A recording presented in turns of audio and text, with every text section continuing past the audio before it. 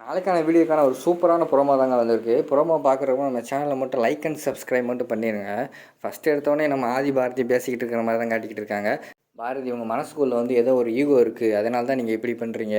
அதுவும் ஒரு குழந்தைய போட்டு இப்படி அடிக்கலாமா, அதுவும் யார் மேலே உள்ள கோவத்தையோ போய் தமிழ் மேலே காட்டியிருக்கீங்க, இதெல்லாம் நல்லா இல்லையே பாரதி அப்படிங்கிற மாதிரி சொல்லிக்கிட்டு இருக்காங்க. ஆனால் பாரதி வந்து கேட்டு அழுதுகிட்டே இருக்காங்க.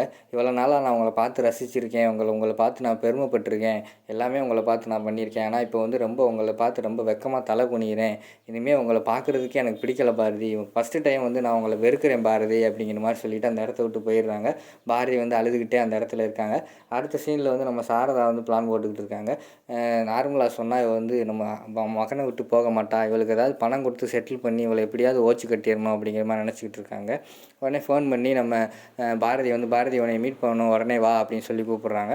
சரின்னு சொல்லிவிட்டு இப்போ எது கூப்பிட்றாங்களோ அப்படிங்கிற மாதிரி நம்ம பாரதி வந்து யோசிச்சுக்கிட்டே சரி என்ன சொல்கிறாங்கன்னு போய் கேட்போம் அப்படிங்கிற மாதிரி சொல்லிவிட்டு சாரதம்மா கூப்பிட்ட இடத்துக்கு போகிறாங்க நம்ம பாரதி.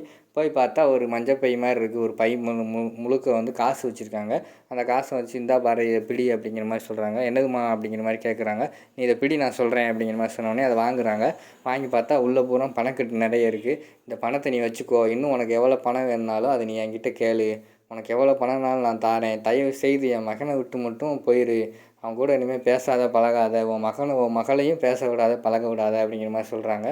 அவங்க வந்து ரொம்ப அழுக ஆரம்பிச்சிடுறாங்க. காசை வந்து பாரதி வந்து கீழே போட்டுடுறாங்க. அம்மா அந்த பணம் எனக்கு ஒன்றும் முக்கியம் இல்லை, எனக்கு இது தேவையில்லைம்மா, இனிமேல் வந்து நானும் என்னோடய மகளும் வந்து கண்டிப்பாக வந்து ஆதி கூட வந்து பேச மாட்டோம், நாங்கள் 2 பேரும் பிரிஞ்சு போயிடுவோம், தனியாக இருந்துக்கிறோம் அப்படிங்கிற மாதிரி சொல்லிவிட்டு அந்த இடத்த விட்டு போயிடுறாங்க. அதோடு பார்த்திங்கன்னா அந்த ப்ரோமோவை வந்து முடிச்சிடுறாங்க.